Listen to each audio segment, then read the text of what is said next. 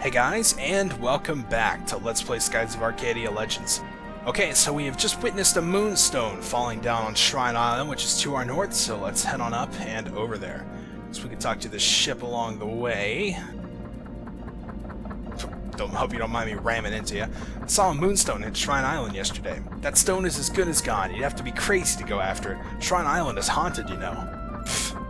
Yeah, come on. Well, I guess we'll find out for ourselves, won't we? Oh, time for a battle. Okay, so now that we're in another battle, if you remember, we actually picked up a purple moonstone from Dine when we were back on Pirate Isle. So now as we switch through our colors, you can see purple is now an available option, so now we've got 3. And it also turns out that, speaking of sort of elemental weaknesses and stuff, the official chart that's in the instruction manual is apparently wrong. I didn't know this.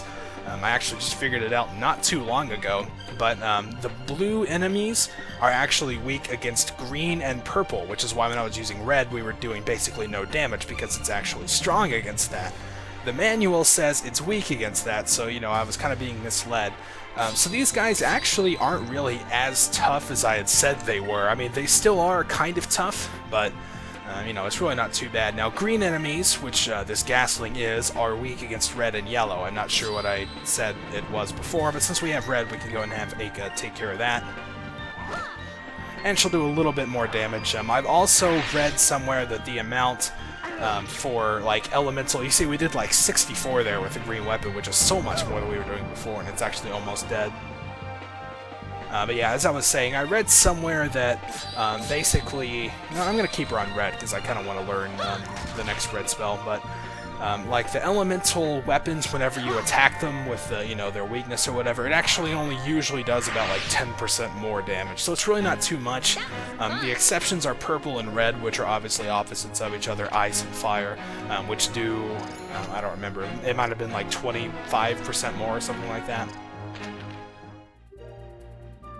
So there you go, just a little bit more about the elements, and of course, I can also point this out now. If we check out Vice in the menu, you can see our title over there on the right has changed now to Vice the Blue Rogue, since we've had a couple of swashbuckler opportunities, so our ranking will of course be steadily rising as we go throughout the game. Okay, so Aka actually took a little bit of damage in that battle. We kind of got ganged up on. There were 4 of them, and 2 of them were the little Maraca guys, so... Let's go ahead and heal ourselves up with some Sacri here. Vice has also just learned Sacri. I'm going to try to keep some red on my characters whenever we finish battles, because the next red spell is a spell called Incrum, which will increase your offense and defense pretty much throughout the entire battle, which is really helpful. You know, it makes you do more damage and take less, so it's one that I pretty much want to pick up. I don't really use it too much outside of boss battles, but here we are. We've arrived at Shrine Island.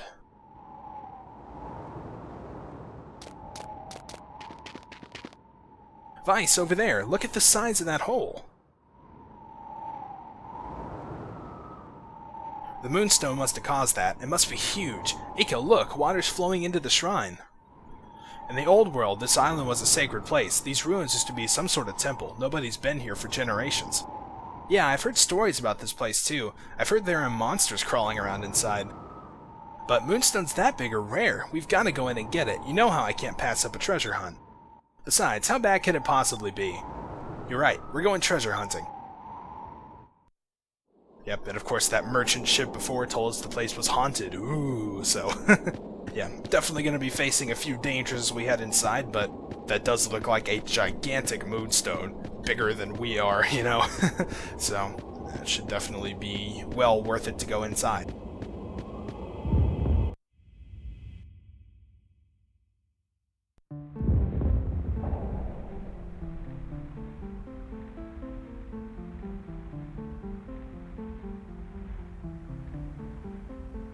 This is just great. The place is flooded. Aka, look, the moonstone's at the bottom. Whoa, check that thing out. Wow, it's so bright. That moonstone must be huge. So Vice, how do you plan on getting it out of there? The water's getting pretty deep. And this choice, believe it or not, is actually inconsequential, I know. Complimenting Fina on her name made a difference, but this doesn't in terms of our swashbuckler. So, I don't know, let's just find a way to drain the water. Let's try and drain the water from this place. That way we can just carry the moonstone out of here. Well, considering that I can't swim, I like that plan better. But there's still one problem. How are we supposed to drain all this water, anyway? Hey, Vice, look over there. There's a door over there. Maybe if we can find a way to open it, we can drain the water out of this place. You might be right. We'll use the doors as drains. Alright, let's go. Yeah, sounds like a plan. So this is Shrine Island, which is our first technical dungeon, quote-unquote. It's really not complicated at all. Pretty much linear, but it serves the purpose as a dungeon. You know, you gotta go around, solve puzzles, fight enemies, and get treasure at the end, so I think it fits the description pretty well to me. So now let's head around. Now, the battles in this place can be a little bit tough, depending on the types of enemy formations you go up against, which we've actually been going quite a while without an encounter, which is kind of cool, but at the same time makes it hard to talk about battles when you're not in them. Okay, so let's see what we're going to start out with. Yeah, these guys here, these blue snakes, which are pretty much like the common enemies of this place, their regular attacks will put you to sleep, which, as you can imagine, could be really bad if they end up putting both of your characters to sleep. So you kind of have to watch out when it comes to these guys. Thankfully, they're very weak. They usually go down in one shot, so you don't really have to worry too much. These guys are weak against green and purple, of course, since they're blue enemies, so one hit should be able to take both of them out, and that looper will probably run away. Here goes. And if not, maybe we can take it out later. Okay, yeah, Aiken's not quite strong enough, but she's close. And thankfully, she dodged that attack. There we go, and Vice will definitely take that one down. So hopefully we can take the other one down without him putting us to sleep. And it looks like the looper's going to stick around. Ooh, a counterattack, yes. Counterattacks always hit, so even though those loopers have a very high evasion rate, doing a counterattack will guarantee that you'll get them, so that's a really lucky way of taking them down.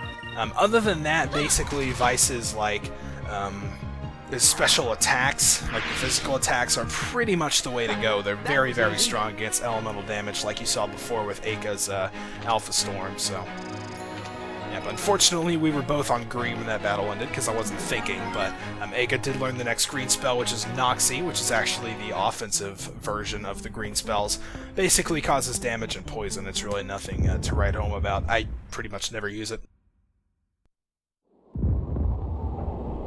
Okay, so we got this obvious spinning, like, wireframe crystal here, but before we touch that, I'm going to run over to the right. You can see this chest with 2 Sacred crystals inside. They pretty much just place these all over the place, you know, since there's really no other way you can get a hold of them. And so let's walk... Oh, okay, yeah, it did go. It's like, did the animation happen, or...?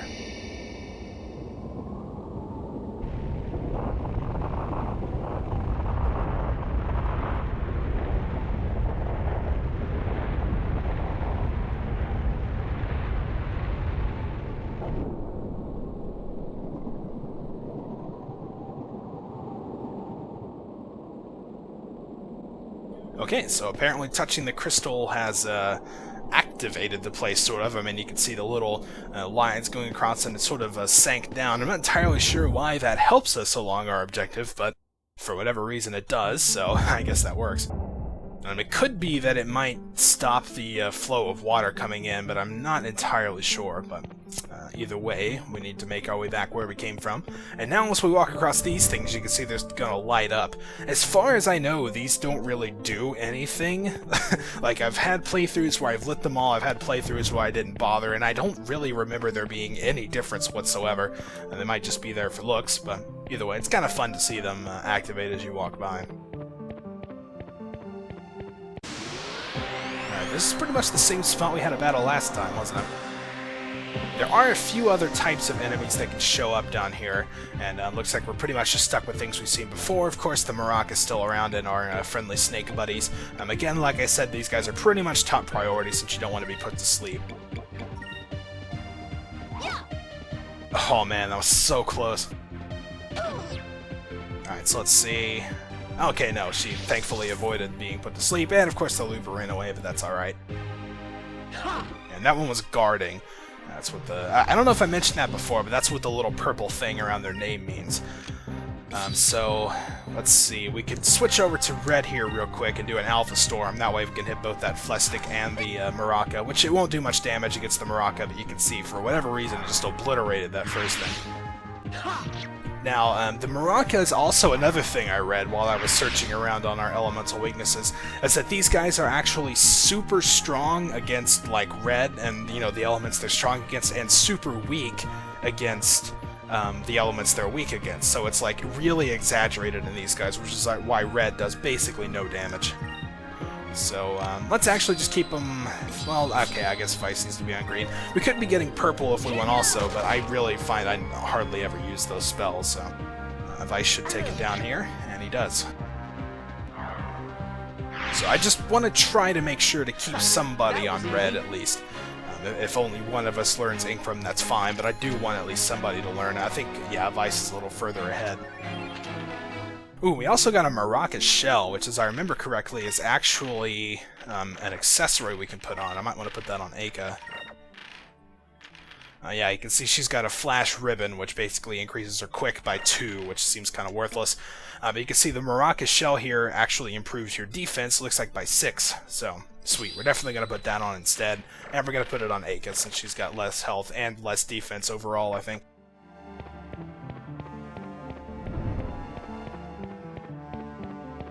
Okay, so now let's head back around. Now this should actually be the door that we... Yeah, it kind of looks like water is still flowing in, but it kind of looks like it does stop, so maybe it did that as well.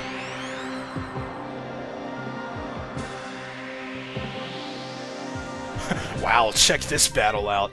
1, 2, 3, 4, 5, 6, 7 Flestiks. That's a little crazy. The good news about this is, though, you can see they're all facing away from us. That means we got a preemptive strike. So everything we do, I'm going to put both of us on red because we're actually going to take them out on the next turn. Everything we do, we basically just get a free turn here. And you see they're not really moving around or anything like that. So there we go, took that one out. Now what I'm going to have us do here is I'm going to have Vice guard and I'm going to have Aka use her Alpha Storm. Because remember, it pretty much obliterated that Flestic last time, so we should be able to take out the entire group with this. Okay, well, it looks like we missed the 2 on the side, but that's okay, we can deal with those. So you can see that Alpha Storm really, really helped out, and that's why I had Vice guard. I didn't know if we'd be able to take the rest of them out or not. And you can see he got put to sleep as well, so that's no fun.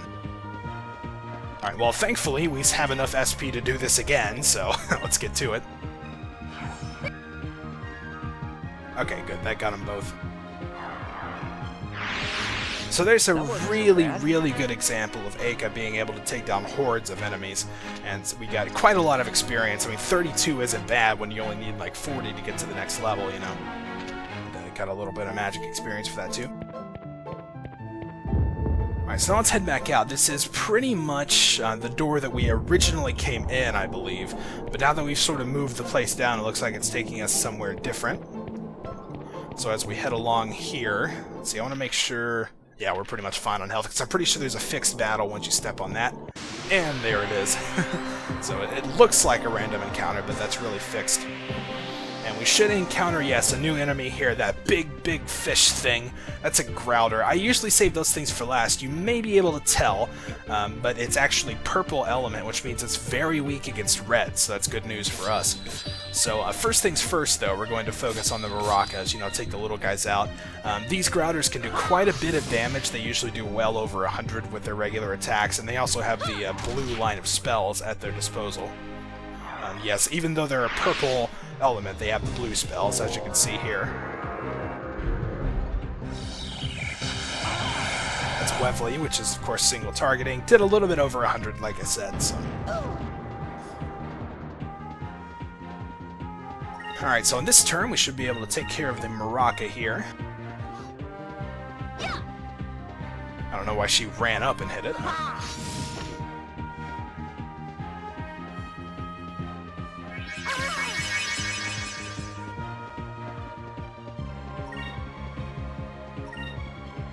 Alright, so Vice is probably going to finish that off, so let's go ahead and start focusing on the Grouter here. And you can see we're also building up our spirit points very rapidly, so we should be able to pretty much unleash on him. Ooh, there's a nice critical hit. And of course he was guarding. Alright, so let's switch on over to red and use the Cutlass Fury, of course, and get to attacking. So yeah, there you go, 179. Quite a lot of damage, almost completely took him down. You can see he does have quite a lot of health, though. I mean, that wasn't enough to finish him off. And, you know, he's doing quite a bit to us in return, so... you kind of have to watch out a little bit, but these guys really aren't too much trouble. You might just have to heal after the battles. Alright, so there's some more good experience, both leveled up. This is a really good place to build experience up early on, especially if you can get large hordes of enemies like we saw earlier with those snake things, so... Okay, now, obviously the path is straight ahead. This is also a really cool place, by the way. You know, the sky out there. Like I said before, it has a lot of good views. But anyway, I am actually going to stop right here. Next time we'll continue forward and make our way through Shrine Island, see if we can claim that Moonstone. Until then, thank you guys for watching, and I'll see you next time.